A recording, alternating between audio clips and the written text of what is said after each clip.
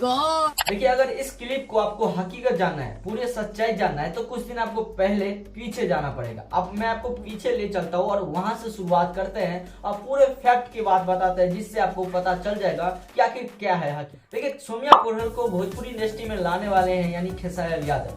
खेसारी लाल के टैटू जब सोम्या पोरहल अपने हाथ में छपाए तो खेसारी यादव ने स्टेज शो में भी अनाउंस कर दिया कि हम भोजपुरी इंडस्ट्री में काम देंगे। हालांकि इनका सच्चाई भी हुआ और सोम्या पोरहल को एक गाने में भी काम मिला, जिस गाने का नाम था हर दिल लागे जान से।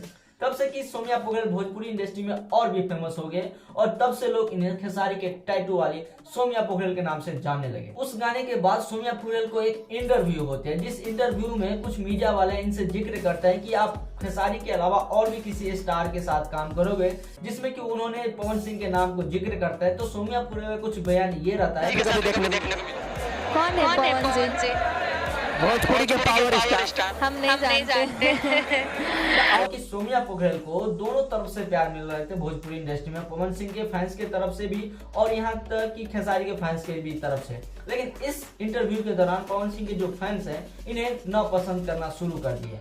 अब इस बीच में सोम्या पोरहल का ये रील्स काफी तेजी से वायरल हो रहा है, जिस रील्स में सोम्या पोरहल डांस कर रहे हैं। उन गाने का नाम था झगड़ा का घर और वो गाना है पवन सिंह के। इनके फैंस कह रहे हैं कि सोम्या पोरहल जिन्हें मना कर रहे थे कि हम पवन सिंह को नहीं जानते हैं, उनके गाने पे सोम्या पोरहल रील्स बना रहे हैं। लेकिन दोस्तों, सोम्या पोरहल का कुछ बयान ये है कि देखिए, हम अपने मन से वो रील्स नहीं बनाए, हमें 4-5 लोग आए, हमसे काफी ज्यादा रिक्वेस्ट किए, हम काफी ज्यादा परेशान थे, हमारे तबियत भी खराब था, यहाँ तक कि हमें काफी ज्यादा भूख भी लगा था, हमने उन लोगों से काफी ज्यादा मना किया। लेकिन सोम्या पोरहल ये कहते हैं कि हमसे उन लोगों ने काफी ज्यादा रिक्वेस्ट किए। मैं कुछ आपको क्लिप दिखाता हूँ। मैं जी एक वीडियो बना दीजिए। मैं बोले अभी मैं वीडियो बना नहीं सकती क्योंकि मैं सुबह से कुछ खा ही नहीं थी, इतना बॉडी में मतलब एनर्जी ये नहीं था, मैं कांप रही थी ऐसे। इन लोग को बोली भी।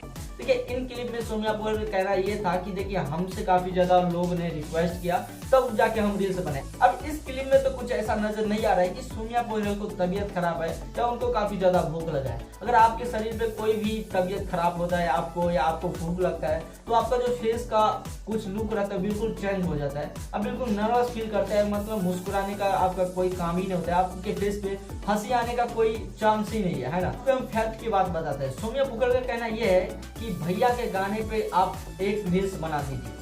तो सोम्या पोरहल को सोचना चाहिए कि मेरा तबीयत भी खराब है, ऑलरेडी मेरा भूख भी लगा है, हम नहीं बनाएंगे रील्स। अगर आपको बनाना है हमारे साथ रील्स तो आप दूसरा सिंगर का गाना सेलेक्ट कीजिए, हम पवन सिंह के गाने पे नहीं बनाएंगे, अगर सोम्या पोरहल समझदार होते तो। लेकिन सोम्या पोरहल अपने मर्जी से बनाए रील्स, जिसके वजह से फिर से भोजपुरी इंडस्ट्री में विवाद हो चुका है। दोस्तों, ये जो सोम्या पोरहल कह रहे हैं कि हम अपने मर्जी से रील्स नहीं बनाए, ये बिल्कुल सरासर गलत है।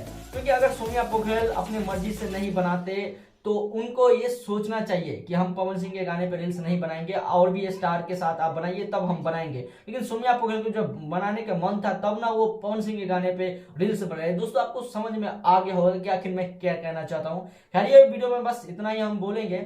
आपका क्या विचार है कमेंट सेक्शन में जरूर बताइएगा और ऐसे ही इन्फॉर्मेशन वीडियो के लिए हमारे इस चैनल को सब्सक्राइब जरूर कीजिए।